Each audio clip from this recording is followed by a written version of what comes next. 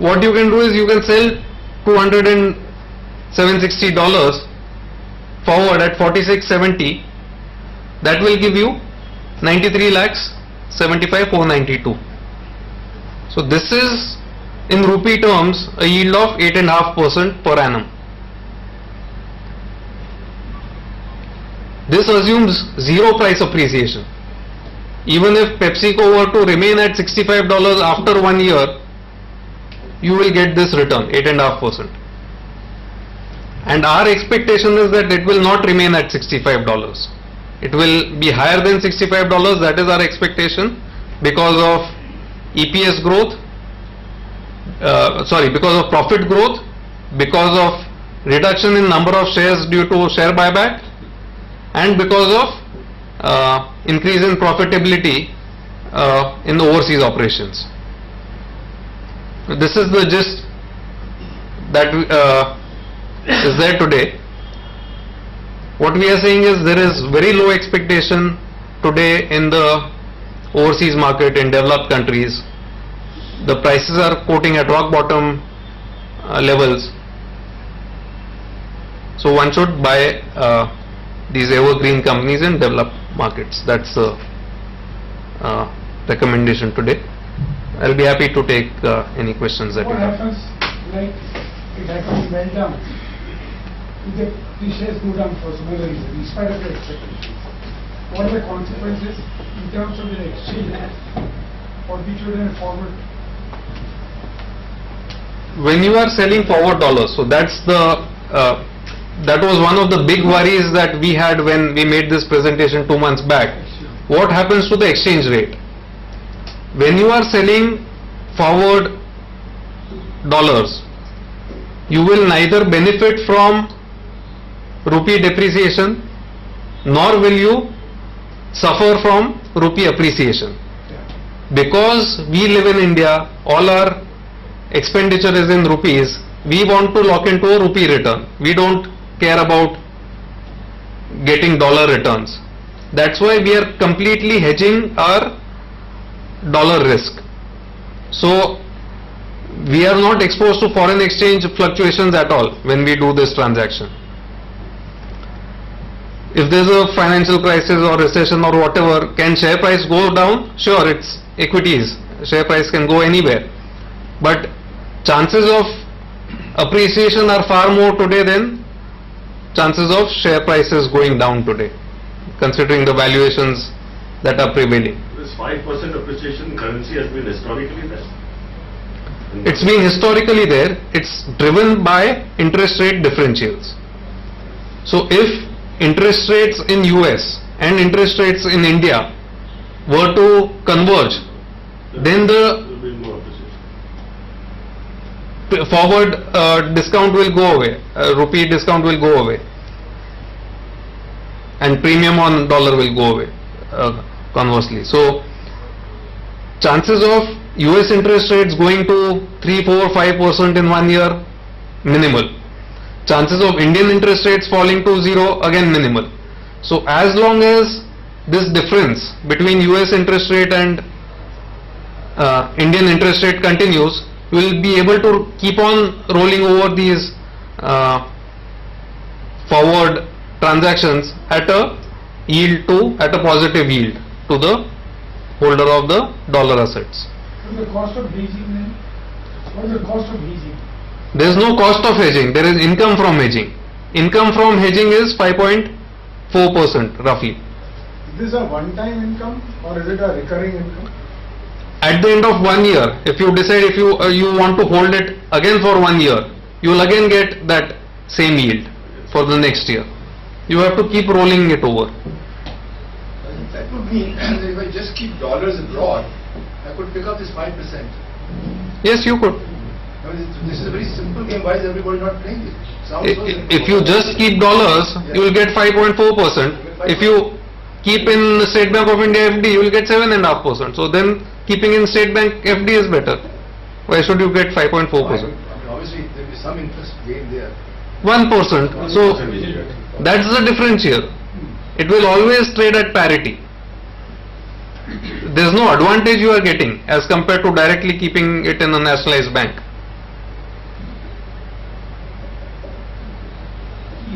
investment in global companies is so attractive, why should foreign monies come here to invest? That's the interesting part.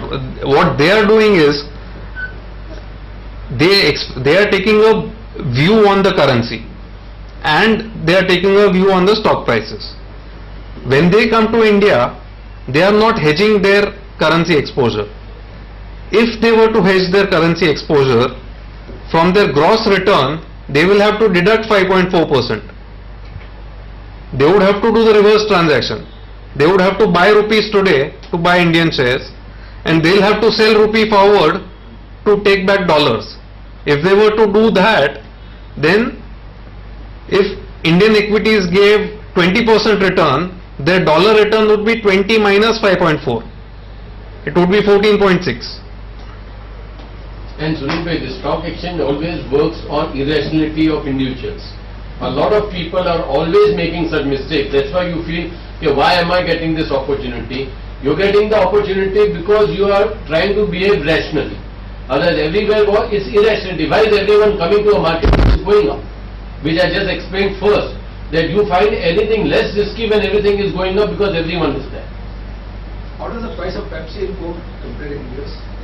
Both are all FMCG. These are just some names that I have put. If you don't like Nestle, if you like Procter & Gamble, you can buy Procter & Gamble at 15-16 times earnings. You can buy Coke at 17 times earnings. There's not much difference in valuation.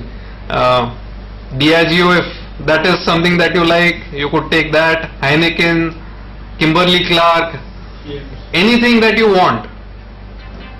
Choice is yours. Johnson and Johnson. Johnson and Johnson. Tell me, why are these companies buying back their shares just to give more earnings per share? See, today, any person in US who has access to funds at 0.75% per annum, long term, see, if you are the corporate manager or if you are a shareholder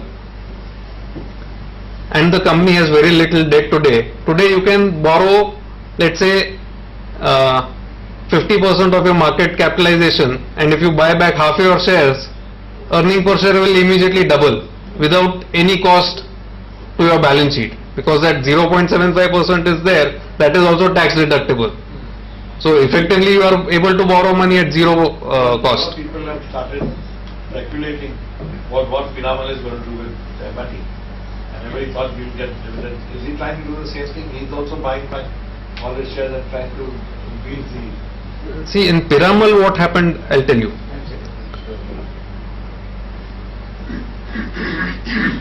Piramal has tried to not give money to the government by way of dividend distribution tax. See, effectively there is a dividend. So this is the secret, I'll let it out. Effectively there is a dividend of 120 rupees a share. So I'm leaking inside information, this is not public. The dividend is in the form of share buyback. If he had given 120 rupees as dividend, plain vanilla dividend, he would have had to pay to the government 18 rupees per share as a tax. So what he said, we all are shareholders. I will buy back one share from each person for every 5 shares held. I will buy back 20% of everyone's equity. When I buy back 20% of everybody's equity, our percentage shareholding in the company remains the same. There is no variation in our stock ownership. So why do we care whether we get it as share buyback or whether we get it as dividend? Why should we unnecessarily pay 18 rupees to the government? We have already paid that whatever capital gains tax and all that. Why pay dividend distribution tax over and above that? That was the logic behind this. He said that shareholder got, he said it on the TV. He said it on TV, he has put it in a presentation on the website, all that is it. But shareholder got no benefit. Shareholders behaved in a stupid way. That's why it's not. No. You hold on, no. You can See, buy. shareholders will be able to sell one share out of every 5 at 600 rupees.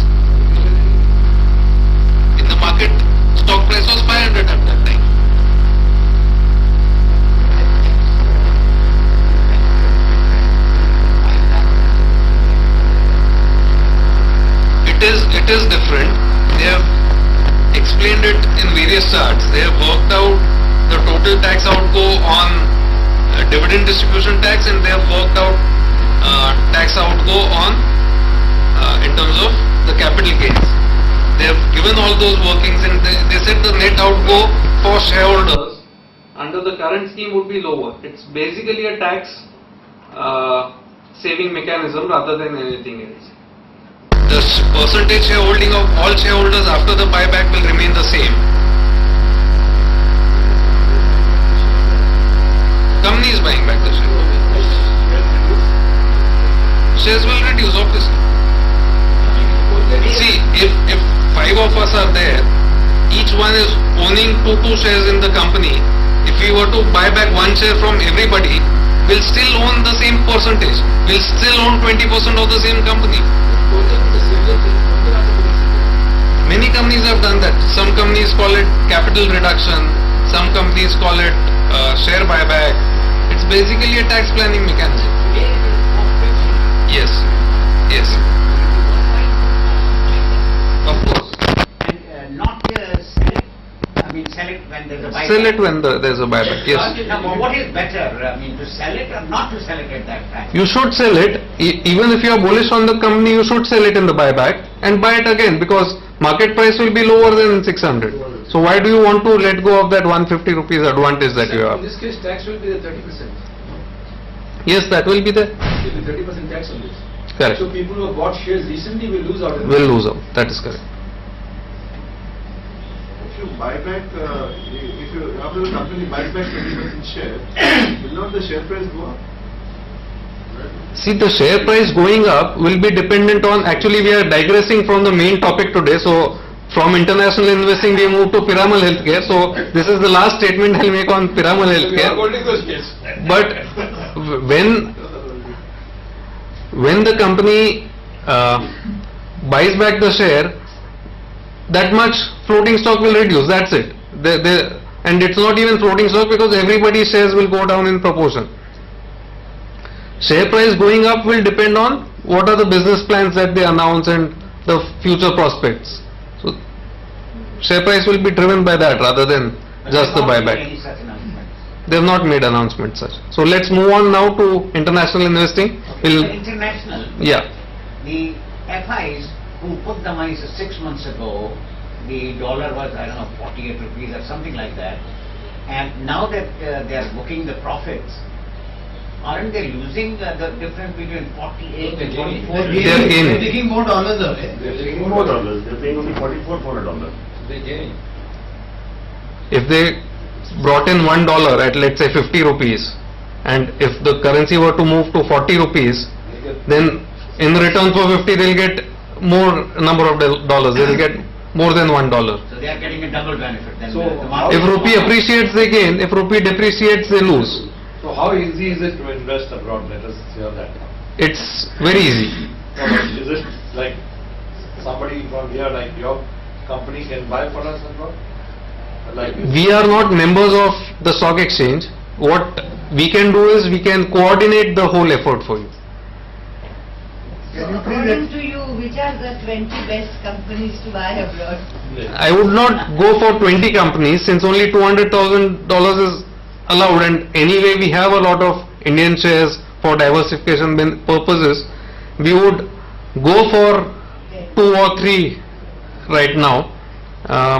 Nestle, PepsiCo are choices. We are trying to identify more shares, but it could be a combination of any of these names: Procter & Gamble, PepsiCo, Nestle, Coca-Cola. Johnson's has a Johnson. very good dividend paying, from dividend point. Johnson is good. even IBM, Pfizer. Pfizer I have not studied. See, in pharma it's a complicated subject. Pfizer's gone. There's a big healthcare debate going on in the US. They are trying to convert a lot of prescription drugs to generics and all that. In these consumer staples or these FMCG companies, it's a no-brainer. Actually, there's not too much of a